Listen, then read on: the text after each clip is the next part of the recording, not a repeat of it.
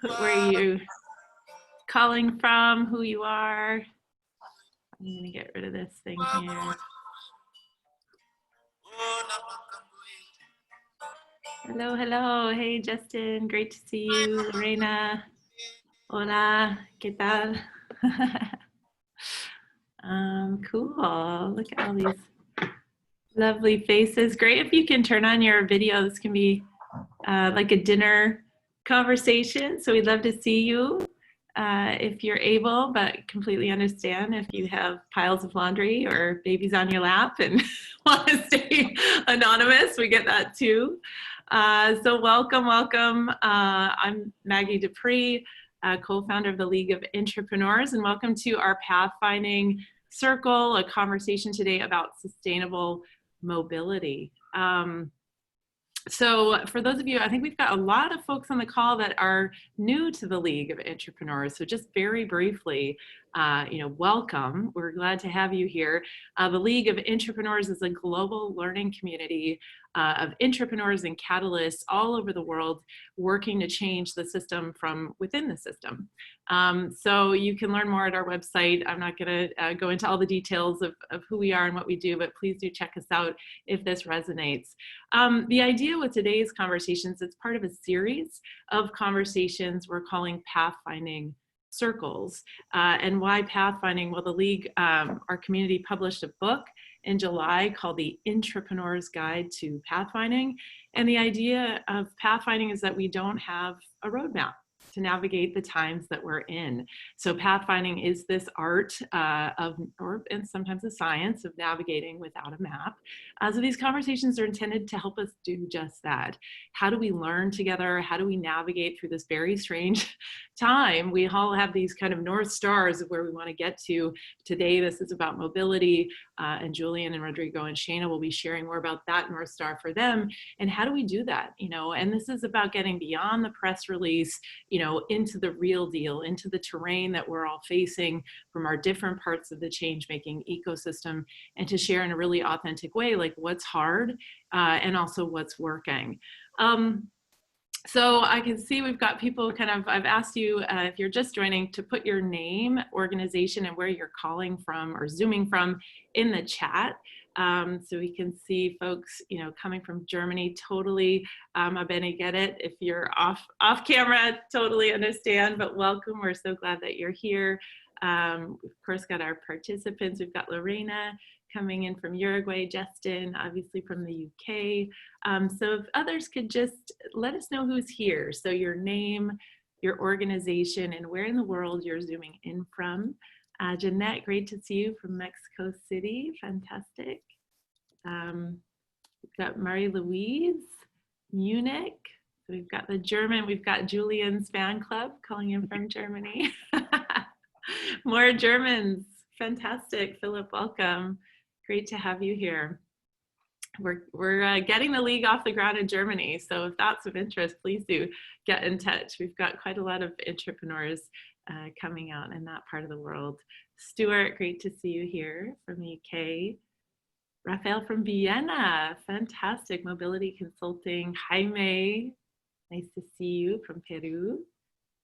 Fantastic. One thing I should note is that we will be recording this conversation, and it's because this learning we want to share with the world. So just be aware that what you say will be recorded and shared, and this is in the spirit of helping other intrapreneurs and change makers learn from these conversations, even if they can't be present. Yolana's coming from Tunbridge Wells. Yolana, you just want to give a little wave. Yolana's our League of Intrapreneurs community manager. Hello, everyone. Hi, very good to see you all. Thanks for joining us. And Yolana, you will see lots of communication from her if you're part of the League or if you join us. So if you have any questions about getting involved, hosting a conversation like this, Yolana is a great one to get in touch with, and she's Yolana at leagueofintrapreneurs.com. So let's get started. I want to introduce our hostess and moderator today, Shana Rector-Blaker. Shana and I met, gosh, it's been a long time. It's been a very long time, but we met when Shana was working as an intrapreneur at Shell. So the big giant oil company. Shayna was working from within that organization to really help Shell take a leadership position in the industry on climate and to forge strategic partnerships around climate change. So, not easy business working inside oil, trying to change it from the inside, but that's where we originally met. And then Shayna, you're now back in Vancouver, Canada, your hometown, and you were working as an entrepreneur for the city of Vancouver. And now you found yourself as an entrepreneur working on electric mobility. And what I love about just even kind of that hopscotch of a journey is it really does kind of illustrate the journey of entrepreneurs in our community, which is there's a North Star, something that you're a question you're holding, a change you're trying to make in the world, and then you're looking at what are all the different platforms I have at my disposal to actually make that change. And so entrepreneurs we see, don't often stay within a large organization. They move on to be entrepreneurs or other forms of catalysts, as you'll see even with our guest speakers today. So Shayna, we're super grateful that you've offered to host this conversation, of course, bring your own experience as a change maker. So I'm gonna just turn it over to you. Thank you and welcome. Thank you so much, Maggie, and good morning, good afternoon, good evening, everybody. Maggie and Yolanda, thank you for sort of supporting us on the back end today. So everyone, we're going to really start today's session and use the first half of the time to have a bit of a conversation between myself, Rodrigo, and Julian through some of the questions that were outlined in the invitation that you responded to. If questions arise for you as we're chatting, please feel free to put them into the chat and even just put your hand up to participate. As Maggie said, the hope is that the frame here feels a little bit like a dinner party. We're getting together, we're people that work in different places and spaces, and we discover we have a shared interest in sustainable mobility. Some of us because we work in it, some of it just because we care how we move around. Others just excited with the idea and the potential that we've seen surface in this really exceptional year. It has been hard in so many ways. And on the other hand, some stuff we've been talking about for ages is suddenly breaking through and it's just happening. So welcome to everybody here today. The latter half of the conversation, we'd love to have questions from you. So if you want to put a really juicy one to the whole panel, please save that and have that ready for about 30 minutes from now. Any questions, needs before we introduce the panel? Okay. So yes, I met Maggie a very long time ago. I think what keeps me close to the League of Intrapreneurs, although technically I myself am no longer an intrapreneur, which I find a strange thing to say. I definitely think of myself as an intrapreneur, yet I'm now a reluctant entrepreneur. The thing that keeps me close is the humanity of this community. There are some incredible people that participate in this league and remain as entrepreneurs or have different roles but stay connected. So as a result, Julian and Rodrigo, as you introduce yourselves, I would really appreciate you not only saying who you are, but a little bit about what motivates you. So it's great you're both working in sustainable mobility. What's the why behind that? And I'll just quickly model for you here. So Maggie sort of shared my professional career. I think it's important to note, part of the reason I've jumped between these places I've worked is at a really young age. I had some very close people to me sadly pass away, and that as a child raised the question for me, how can I have an impact in this world? How can the life I lead and the resource of me, do the best it can in the time it has? So I've been on that search, and I imagine if you've come to this call, many of you are on the search or have found your North Star. And I must say, I sort of spent my teens, just trying to learn everything I could. Once I got into the professional world, the place I found myself was in advertising. And it was, how do I use the tool of advertising to have an impact? I sort of surmised, if you look at the newspaper, you got three sections. You've got a politics section, you got a money section, and you have an energy or how stuff moves section. So today we're interested in that third bit. And that just sort of defines where I've chosen to work from. So I spent the decade at Shell, yes, harnessing the resources of a Fortune 5, let's say, to try to have an impact and move and progress and accelerate positive change. As Maggie said, I then pivoted into working for the city of Vancouver. So really intentionally trying to understand, how does government work? how do we use the tools in a city and a place to enable collective change.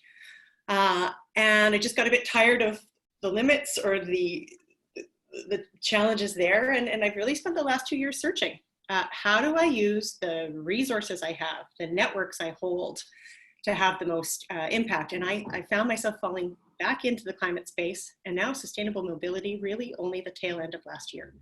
And now I'm singularly focused on how do we mobilize capital? How do we get money in to make some of the changes that we are going to talk about today? So it's enough about me. You heard why I'm motivated. Rodrigo, might I ask you to tell us who you are? Yes, can you hear me now? Hello, testing. Good. Hi, everyone. Thanks, first of all, for the invitation to the League and to see all your faces. It's a great pleasure to be here and to share a little bit of the things I've been doing recently and some of the learning. And to that question of who I am, I'm Rodrigo Bautista, originally from Mexico City. So Jeanette, great to see that you're dialing up from there. I've been, my background is really a lot about industrial design. So I started design back in the day and work in different organizations, really always thinking about innovation and new products and new ways of creating value. And I work in Mexico City for one of the biggest companies over there, Telmex, which is a telecommunication company. They really focus on that moment in time. This is kind of the early mid-2000s, when every week you have like 1 million users of internet, new adopters, and almost like kind of the whole society was changing and transforming. But during that time, I really was feeling like there's something else to do with design. There's something else to really kind of create impact. How do you really start to create value that in a way is not only focusing on the financial and economic side, but it's also thinking about the social elements, the environmental elements. So in that moment, I essentially quit my job and say, like, do motorcycle diaries, but north to south rather than south to north. And I traveled from Mexico City all the way to Tierra del Fuego, southern Patagonia, for a year, really searching and really kind of finding and learning a lot about Latin America and different ways of living and different ways of creating and engaging with communities. So that led me to then study sustainable design in the UK. I founded a studio focused on research and sustainable design called Engaged by Design. And seriously, eventually kind of started to learn a lot about like what was the different ways how you can collaborate, not only with communities, but also with public sector and private sector. And that's something that to me was always important, but really kind of the link to mobility over the last few years has been like, I was just remembering, like thinking back, my grandpa, he was a public transit bus driver in Mexico City, where it used to be known as Ruta 100. Ruta 100 was like a specific type of buses that you have like in different parts of the city, and it was like really well known, and all the different public transit in Mexico City, how it moves. And I think the intersection for me between cities and design and change really comes together like with mobility. I find like people that are interested around mobility are really thinking about systems, and that's something that from my design perspective and kind of evolution of practice, if you want to, is like really think about like what are the different parts, how they can collaborate, how they can create change, how do you work with the willing, how do you actually overcome barriers, how do you think about innovation not in a specific, let's create one solution, but actually as a journey, and thinking that you're iterating and you're creating major substantial change. And that really kind of, I feel like I'm an urbanist aficionado. So I really, being from Mexico City, living in London, living in New York, I always felt like I love living in cities, and that's a great place to start to create and play with them. Almost city as a playground is that kind of concept that I like to refer to. And I think finally, what it has been more my recent story. I'm a cyclist, so I love cycling in cities. Like that transition when I arrived to New York, we had like very little cycling in the city, and now thanks to the pandemic, things have changed drastically. And how you see cycling in the city, and really understand how advocacy groups also work in cities with governments.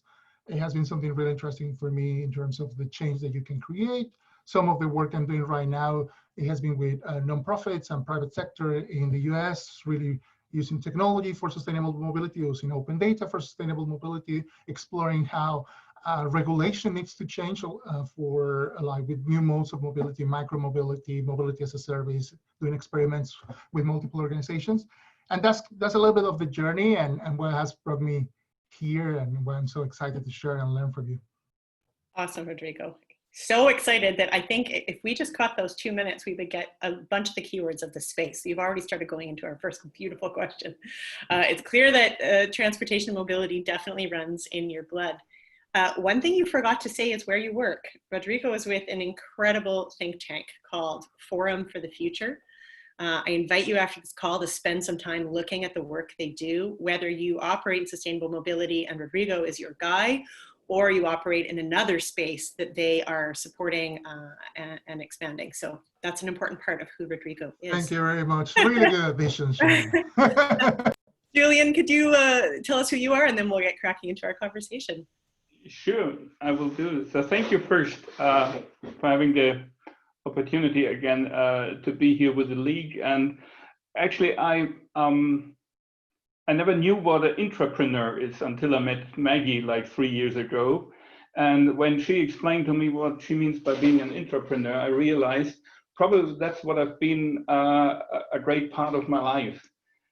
I come out of a family of artists and creative people, designers, graphic designers, and I was always much more interested in machinery, and annoyed my parents talking to my dad, who's an architect, telling, this is hard work what you do. Can't we invent a machine that makes this much easier? If we went to pick up apples, I told them, you shouldn't do that by hand. Let's make a machine that makes things easier for everyone. And at that point, you already realize being an inventor, wanting to change things, is not always absolutely appreciated by everyone. So my parents told me, no, you can't make a machine to pick up apples. That's the most normal thing, that you pick them one by hand. I personally never wanted to accept that. And yeah, maybe in consequence of that, I became a mechanical engineer. You see, checkered shirt, probably white socks. No, not today.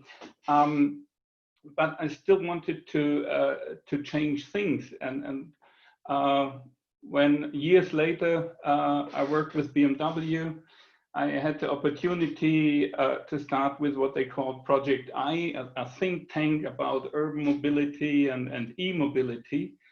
And I realized that's exactly what I burned for. But within an established company like BMW, you get the same feeling again. Not everyone around you appreciates what you do.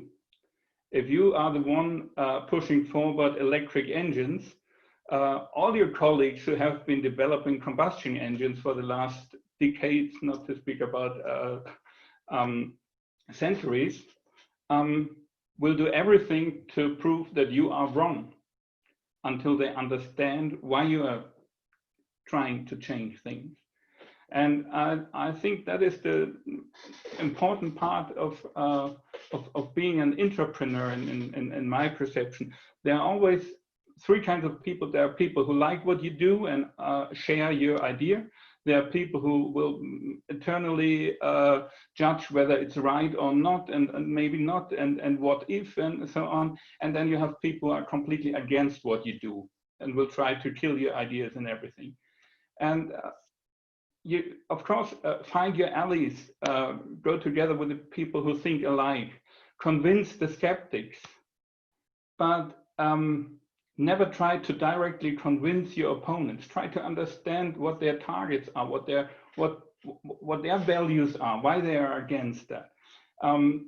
to give you an example, if you tell convinced BMW M performance people they should work on electric mobility for emissions or especially for sound reasons, you don't convince them. If you show them that e-mobility can make much more powerful cars than they ever dreamt of, then you probably can convince them, and they will take the sustainable effect of that with them. So again, I think being an intrapreneur, and again, thank you, Maggie, for making me aware of that. I am one. Really means fulfill your dreams, fulfill your vision, and not as an evangelist, but as a doer. Maybe that's beautifully said, Julian. who I am. Thank you, guys. So we're going to canter into sort of covering some of the questions that were outlined in the design here. Just first, a big thank you to Maggie and Ilana for A, asking the question to discuss this theme, and B, bringing the three of us together, and I think is such an interesting representation of the League community. I mean, Julian, first of all, like, big props for staying in the system of a large multinational like BMW for really your whole career, decades, as you have. As you say, there's moments you must have loved what you did and loved the access to intelligence and resources, and there's other times you must have really felt like you were rejecting the system. So, and then Rodrigo also was an intrapreneur in one area, in telematics, and has, taken that and is now weaving it across so many organizations from what is effectively a not-for-profit. And then here's myself. I really love working in large ecosystems, and I love being an intrapreneur. But I found myself frustrated by pace, access to resources, the ecosystem that we need to unlock and do what we need to do and can do. It just wasn't happening fast enough. So here I am having to found a company. So beautiful diversity in the who. And I invite you all, as we get into this discussion, to think about, where are you sitting? And are you in the right of these three roles right now? Do you need to pivot slightly towards one of the other? Because our aim today, again, is to reflect on pathways, not just the what can we do, but the how. Mm-hmm. So gentlemen, I invite you just a quick definition here. Let's ground in the subject that we are exploring today. Just a quick definition. What is urban mobility? Like, what are we talking about today? And what is becoming more possible right now? Just one example of something that's becoming more possible in 2020. Jillian, do you want to start? Okay. I mean, urban mobility is everything that brings people from A to B within a city. What makes it different to other parts of the world is that it's dense traffic, that it's lots of emissions, it's a lot of more people per square meter who have to go from here to there. And it's very different from city to city. If you're in Los Angeles, you're lost without a car. If you're in London, you're lost with a car. And so every city has their own urban mobility system set up, and some of them work, some of them are terrible. What made COVID-19 possible? The first thing is, of course, we hear from every city, riding a bike has become a huge thing. Why? People want to exercise during lockdown. You can have the distance to everyone else, and so on, which is a great thing. You have to pop up bike lanes everywhere. Talking about what will stay, I personally am very curious what will stay from this. I call it a bicycle hype, a bicycle trend, as soon as fall and winter starts in Europe and North America. Why? What is really nice today, cycling to Munich downtown, is probably a nightmare within 2 months from today. because it's raining, it's cold, it's slippery, it's dark, and things like that. So let's see what will remain. What I think is really convincing and is home office teleworking, which reduces the need for going from A to B dramatically. And this is certainly what is here to stay. I personally had my first performance review via video conference. 5 years ago, I flew in from the States to Munich to have that, because it was absolutely clear that you have to have that face to face. And it worked perfectly. I don't think that next year anyone who asked for a flight from the States to Munich for a performance review will be paid that flight. Yeah, no more flying in for 30-minute presentations. I totally yeah, exactly. Totally agree, Julian. I love, there's a phrase, so when working in the municipality and people that work in cities, you often hear the phrase in mobility design, how do we maximize the car throughput of a road? And I love that it's no longer a fringe question or an on the edge question to say, how do we move the most people through? And what I'm loving about COVID is now it's how do we move the most people and goods through? So it's this no need to physically be together, but it is this appreciation. I think the technical term, and you'll know more about this than I, Julian and Rodrigo, but I think it's called desire lines. That's the technical design term. What is the least resistance or the most efficient way for a person or a thing to get from A to B has been a beautiful design phrase until now. And now it's like a practical, this is how we need to design cities, right? Yeah. Hey, Rodrigo, I'd really appreciate building on that beautiful definition Julian started with in asking, can you give us a few examples of really specific successes we're seeing right now? Sure, and I think just quickly on the definition, I'm just really thinking about like sustainable mobility. I think one of the key questions we've been having this year has been about like what it means to have a regenerative city or regenerative mobility, you know, in a city, almost like trying to go to the next level on what we see sustainability as trying to sustain what, for who, et cetera, to really try to create systems that are, you know, creating cleaner air, that are creating, is much more aspirational. And if you want, as you were talking about, Julian, this kind of evangelist idea, but I'm really intrigued by it. Like, you know, you have to aim for a little bit more just to try to actually get closer to what you want. And from that perspective, I really think about sustainable mobility probably is falling a little bit short in terms of what we need to do, where do we need to go?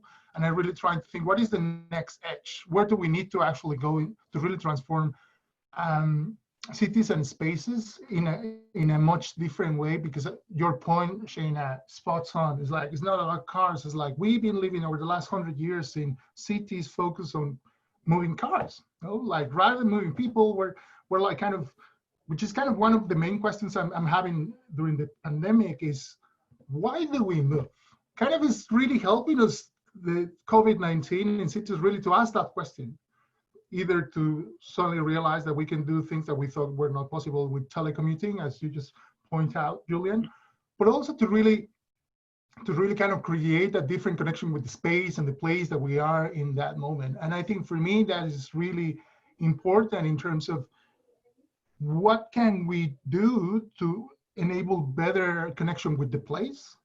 And examples to your question, Shayna, you're mentioning, and or that I'm thinking of is like the first one. I think many of you already saw it, is the one with Milan. You know, Milan closing streets, car-free zones for cars to be completely removed, to have like a better or different interaction between the small businesses, restaurants, pedestrians, micro-mobility, etc. I think like that is a little bit of a small signal that you see that's replicated in many different countries. New York closing some of the streets, Bogota, and also Paris aiming to have 300 kilometers of cycling lanes, which is completely unheard of, no? And thanks all that kind of triggered because of people stay down, like close and really kind of staying in that area to start to reimagine things that people that want to work or have been working in mobility really on for cities, not only in one solution, but actually in the interconnection of the different things that we do on how we move. Really, as you said, Shaina, we've been like talking about this for ages, but now suddenly they're possible. And I think that's some of the examples I see, like, which is super interesting in terms of the growth of that pedestrianization, really reimagining cities and not designing cities for cars, but designing cities for people, for us, to the things that we need to do. That's beautiful, Rodrigo. I just add that the success I'm enjoying, like to just name what is happening in this sort of like more locally based pivot, is there's some incredibly new collaborations emerging. So one other example I'll share is just before COVID hit, there was a collaboration emerging here in Vancouver that was between the public transportation system, one of the key car share cooperatives, and the bike share program that was here. Now, the governance of those three things, totally separate. You know, one is the Regional Transportation Authority, the other is really a private enterprise, and the last is a startup that was funded by the city of Vancouver, supposed to operate like an independent business, kind of fledgling, getting a lot of public criticism, but they were really separate. But they asked the question, how can we succeed together if we reduce the barrier for people to go between our modes of transport? If there's one card, there's one Oyster card or transportation card that people can more easily be multimodal, go between the three of us, how will that actually help each of us? And it was a very selfish question they first of all asked. The partnership formed, boom, then COVID hits. So who the heck's on transportation? Nobody. What's fascinating now is the fact that that collaboration exists might just be a critical part of the recovery for public transportation. Because right now, in this very comfortable part of the world where most people have access to a private vehicle, our public transportation system is at risk of not actually bouncing back. But during COVID, people have experienced the joy that is traveling by bike. So the ridership of this bike share has gone through the roof, and they could be the key to public transportation coming back, which is amazing because they were the fringe, annoying, on the side thing, taking up parking spaces, a waste of public money. And yet this radical collaboration is a really exciting part of recovery. And to just be a little bit more grounded as well, sadly, people have faced a lot of economic strife this year. People have had to get rid of cars. They can't afford car insurance. So there's a need for this system to recover. So it's just a really interesting place where radical collaboration is coming together, and so many different needs are being met, and an ecosystem is plodding forward in this challenging time together. Very good point. If I could quickly add to that, because I think it's just so important, just before to continue to all the really interesting things that are happening, all the opportunity that is to acknowledge the challenges that really, I know this is one of the questions we have later, but I just think that now that you mentioned this, it's so important to acknowledge not only the fatalities and how many people have died in cities, which is obviously a tragedy and is something horrible. And it's also connected to how public transit, and particularly, for example, in New York, you have highest numbers of public workers in New York. For instance, cases of COVID are people that work as bus drivers, people that work as a metro driver. So I think there's something really quite crucial and grounding in terms of for us to acknowledge, and these are people that have families, that some of them self-quarantine, and they've been quarantined since March, 6 months. They've been going to work, finding a basement or somewhere else where they actually, just in order to drive the bus that is for all the other critical workers. And I think that context, and just for us to remind that that's happening and that's part of the context, is also very important, because it's a key challenge, and it's something that there are solutions that are short-term that are helping the systems to continue, but it also comes to that human tragedy, cost, and expense. Thank you. Shana, I like what you said, because what I think is absolutely crucial for the acceptance of both public transport, car sharing, bike sharing, and things like that, is that it's very easy to access. That you have one app for your multimodal trip, and not, okay, I went here by bus, now how can I rent this bike or whatever. And I saw this happening in a couple of areas, and I think this is really important. If you if you want to convince people who are used to take their car downtown, and you want to convince them stop that, it's better and easier to go by bus, by bike, whatever. You have to offer them something. I personally think it's not the right way to say you're not allowed anymore, or we all think you are stupid or reckless if you do that. Offer something they can take, and especially this easy access multimodality, all of a sudden is easier than taking your own car, because you can decide, will you share a car, will you take the bus, whatever. And I think that has come forward quite a lot over COVID-19. Have a look at Switzerland, which in my perception is the role model for multimodality. There's a lot of people who say, I live on the countryside, but I don't need a car because the bus, I don't know, the thing that goes up the hills, everything is one card.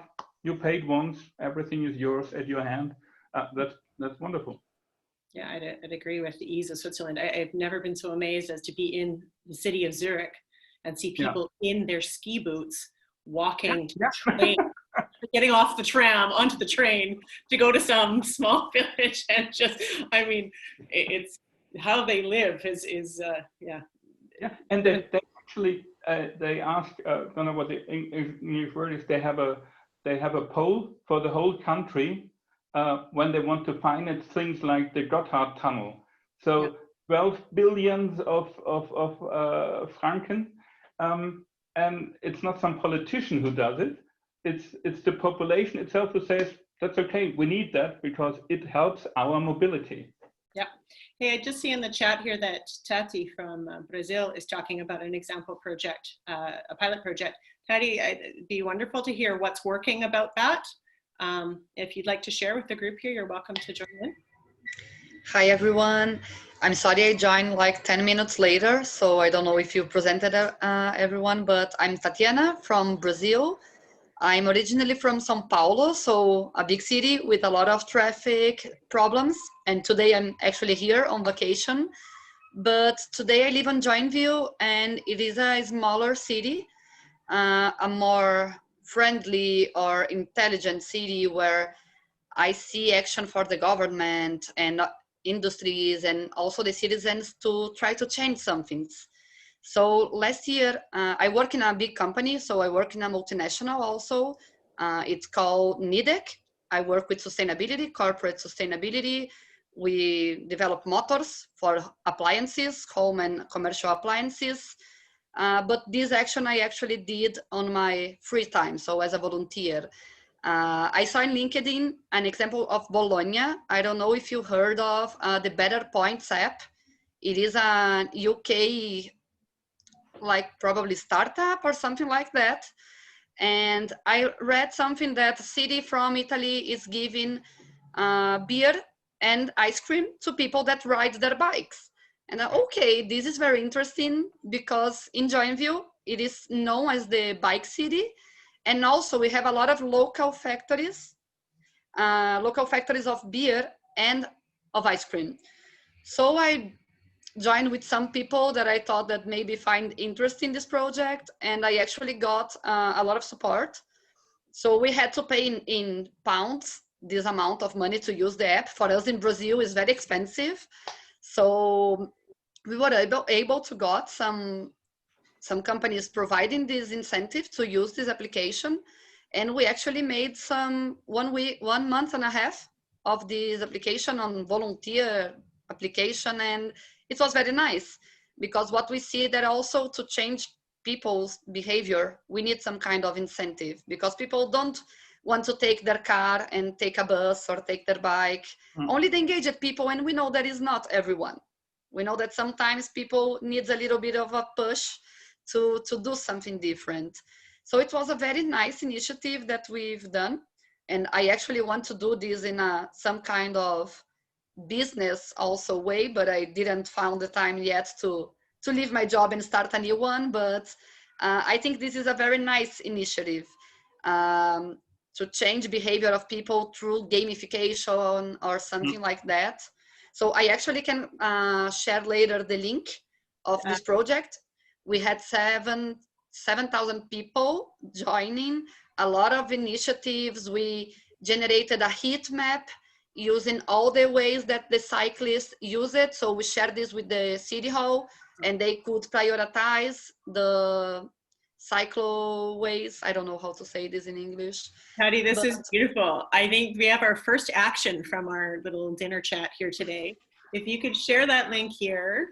Maggie, I think we must connect Patty to Cities Plus B. It's a wonderful initiative of change makers, primarily in Latin America, trying to look at like shared system solutions. We need to talk. And I'd love to see more of our cities use this. And the why is we also want to help local businesses get going again right now, Yes. right? So the message that you're sending of, use these modes of transport and get access to trying local beer, whatever it is, whatever is happening, is huge. I love it. And it's a perfect segue to the next question we were going to talk about, where is, what is working? I think Julian called out, make it easy. I think Taddy, you're calling out, make it fun, right? And in sort of corporate terms, when I was at Shell, we loved triangles. So 3-point frameworks. So we used to say, make it clean, make it cheap, make it convenient. If you need the corporate talk, that's the frame for you. Rodrigo, I know you've been thinking about this question. So, what are you seeing that's working in accelerating transition right now? Love the example. Thanks, Teddy. Yes, no, really, really good points. All C's clean, cheap, and convenient. Interesting. Shane, I think I've seen a couple of stuff that's super interesting from the perspective of also collaboration, going back to that point of what is happening, and really this notion of what could it be universal mobility, similar to the really kind of idea of universal basic income, that you could argue that it has been kind of an experiment, what has been happening here in the US with the CARES Act and supply of extra money and funding for different people on top of their unemployment benefits. So this idea started with Citibank, MasterCard, and the city of New York. And what they've been doing, which is really interesting for me, is this basis of providing access to all critical workers, at least it started for only a couple of months, now for the rest of the whole year, to have access to all their micro-mobility options, And that will be particularly Citibank, which is owned by Lyft, have different chances, like with bikes, etc. Majority being there in New York, and I'm really intrigued about that idea. I wonder how is that? Is it this something like still very small and new and almost like kind of far there? And I was wondering how is for you, Shayna, also probably over there. Are you hearing about universal mobility? Are we in these kind of perfect conditions to create a more transformational way of seeing how we create value and generate value? And really, to me, that is something that is it this kind of the potential, one of the potential new ideas of what we need to do on the other side, given that what you see there in terms of money, how the federal government, for example, is supporting with the CARES Act also some of the big airlines, the 25 billion were used for supporting airlines, 5 billion specifically, for example, for American Airlines. And from those 5 billion that were sorted, they still in October, in less than 21 days, they're going to still fire thousands and thousands of employees. So the money that could very much help public transit that would have benefited many more million people of public use for years, it wasn't channeled there it was channeled for a private sector that definitely didn't manage to hold it. So are we too far for an idea such as universal mobility, or we're not just channeling our resources in the right way? That's a really interesting question to ask, Rodrigo. I don't know how many of us on the call are living in places where the conversation about universal basic income is being discussed, but hey, maybe this is a smaller slice of universal access that could be tried. I mean, wow, Maggie, that's a big takeaway for me from this call. Is this a pathway to change? The one I think maybe, and Julian, this might bring you back into the conversation, you know, these new technologies, right? Converting from, we've lived on internal combustion engine vehicles, so the ICE world to the EV or clean vehicle world. You know, things I hear are, it costs a lot. And, you know, can't we just keep operating with what we have? Well, no, because we know we have to bring down emissions. We know we need to move more people in a cleaner, quieter, all these positive ways. You know, what's not working right now? Like, we know we have the technology, we know we have the need. Why is it stuck? I wouldn't say it's stuck. Exchanging combustion compelled cars with EVs, of course, it adds up to, or it helps emissions, it helps ecological sustainability, but it doesn't help traffic. The next thing, autonomous driving, the next technical trend is still, in my perception, too far away that COVID would be a phase that would accelerate the introduction of autonomous cars. Not at all. I haven't seen one here in Munich since February, actually. What I see is, of course, with COVID, people who can afford to take a car, their own car, now use one. People who went by bus before went back to having a car just to have their healthy safety space.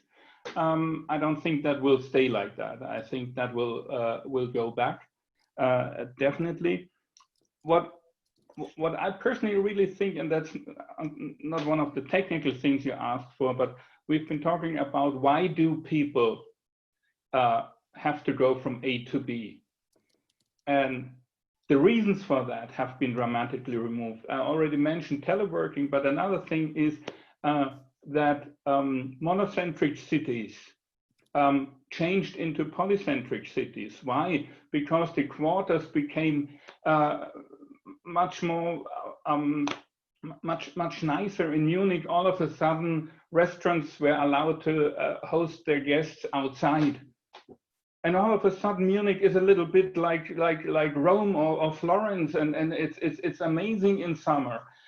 So you don't have to go downtown as you usually did, because your quarter is also nice and great to hang out. So you save the trip for the whole family downtown. And Shana, maybe you can tell us something about that 15-minute city.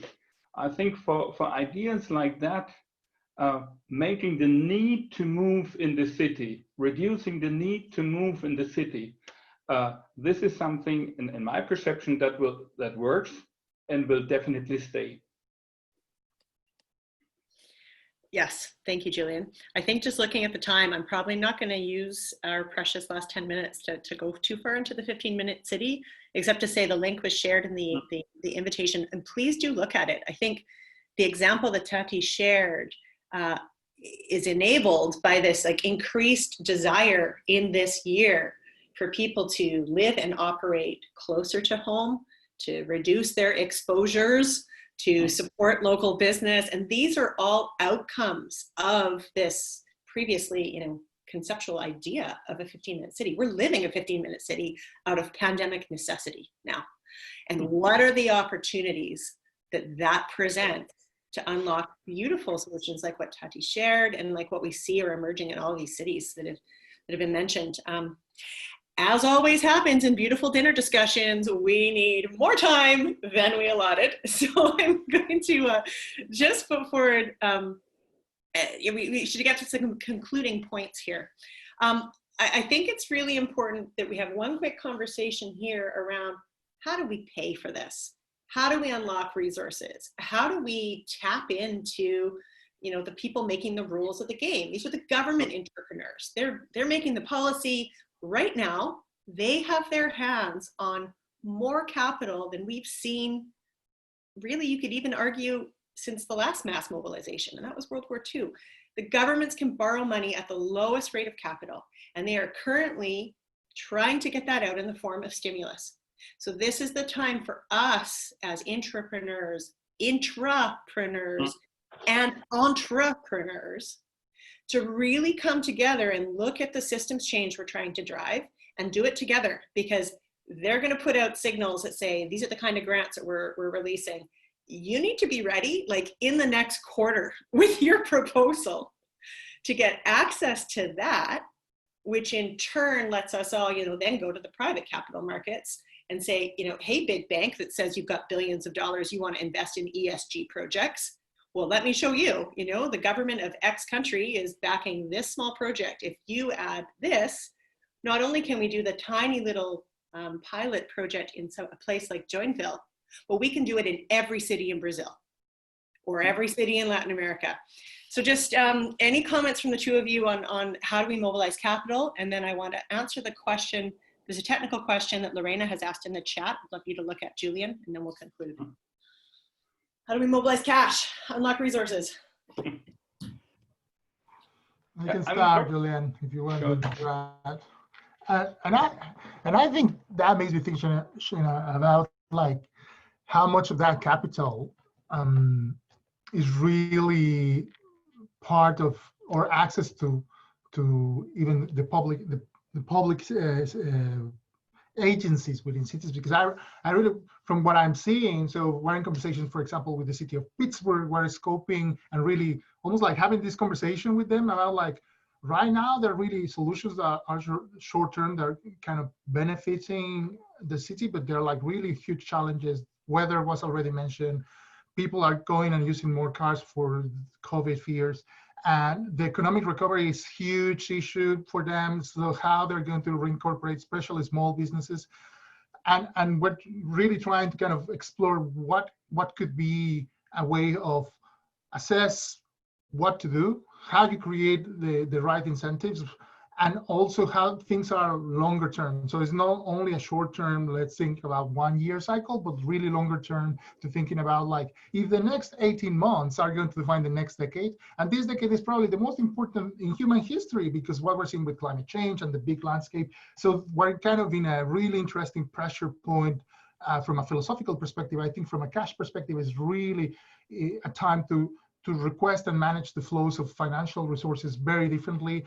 Even the stimulus that how they're being managed. I was just giving the example of the 25 billions, 5 billion goes to American Airlines, and American Airlines buys normally their own stock rather than creating value. So the flow of the money is going in the ground place, and organizations like public organizations such as San Francisco, for instance, in the next 3-4 years, they're going to lose, I was just checking, 568 million because people are not riding the public transit. 80% average down public transit in big cities. So the flows of the money have to go in a different way. The stimulus have to double and go to the places where they're needed for the longer term value, answering the questions of why do we move, and particularly, I think for me, what is really interesting is like, how do we create cities that we go on to live, that you go and take your electric vehicle because it's connected to a wind turbine, that you can see it, and then you are charging your vehicle, and essentially you are moving in a vehicle that's powered by air. We need that kind of momentum, and definitely working with different organizations in a way that is channeling the financials is super key. I will stop there, Julian. What would you add? Please add a lot. No. Okay. Yeah, I mean, as you say, there's a lot of money around these days. The big question is how do you get some of that for the right purpose? Because at the moment, everyone is trying to get some of the money that has been put on the table, and for me, it's difficult to decide what is more important than others. Still, I think mobility is one of the parts and the transformation of mobility where communities and states should put money in, because that is a benefit that is there to stay. And we have to see all the modes have to work together. Like in Germany, funding there's this huge funding now for electric vehicles, also for hydrogen vehicles, much less for conventional vehicles. There should also be some funding for expanding public transport and alternative mobility ways.